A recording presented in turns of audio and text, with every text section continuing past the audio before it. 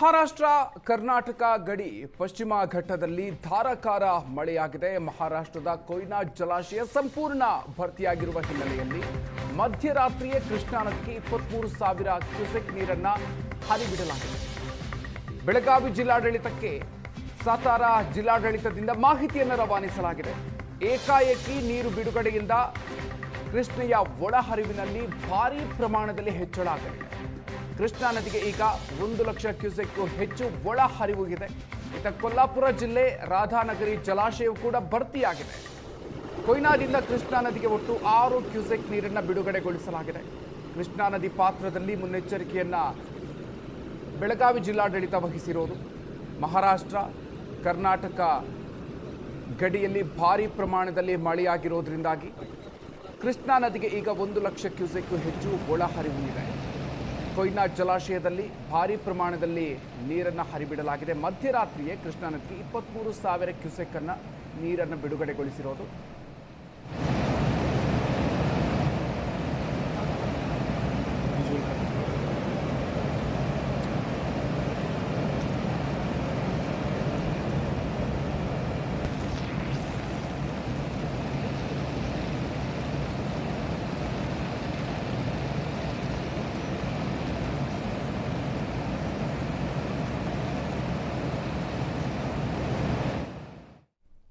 ಮಹಾರಾಷ್ಟ್ರ ಕರ್ನಾಟಕ ಗಡಿ ಪಶ್ಚಿಮ ಘಟ್ಟದಲ್ಲಿ ಧಾರಾಕಾರ ಮಳೆಯಾಗಿದೆ. ಮಹಾರಾಷ್ಟ್ರದ ಕೊಯ್ನಾ ಜಲಾಶಯ ಸಂಪೂರ್ಣ ಭರ್ತಿಯಾಗಿರುವ ಹಿನ್ನೆಲೆಯಲ್ಲಿ ಮಧ್ಯರಾತ್ರಿಯೇ ಕೃಷ್ಣಾ ನದಿಗೆ 23,000 ಕ್ಯೂಸೆಕ್ ನೀರನ್ನ ಹರಿಬಿಡಲಾಗಿದೆ.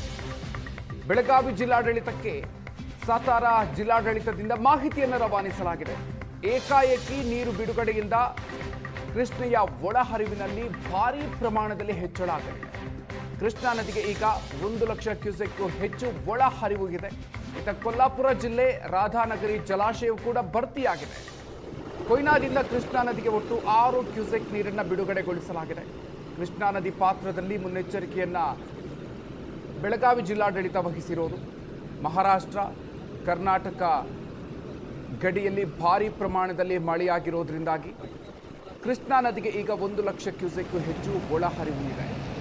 ಕೊಯ್ನಾ ಜಲಾಶಯದಲ್ಲಿ ಭಾರೀ ಪ್ರಮಾಣದಲ್ಲಿ ನೀರನ್ನು ಹರಿಬಿಡಲಾಗಿದೆ. ಮಧ್ಯರಾತ್ರಿಯೇ ಕೃಷ್ಣಾ ನದಿಗೆ 23,000 ಕ್ಯೂಸೆಕ್ ಅನ್ನ ನೀರನ್ನು ಬಿಡುಗಡೆಗೊಳಿಸಿರೋದು.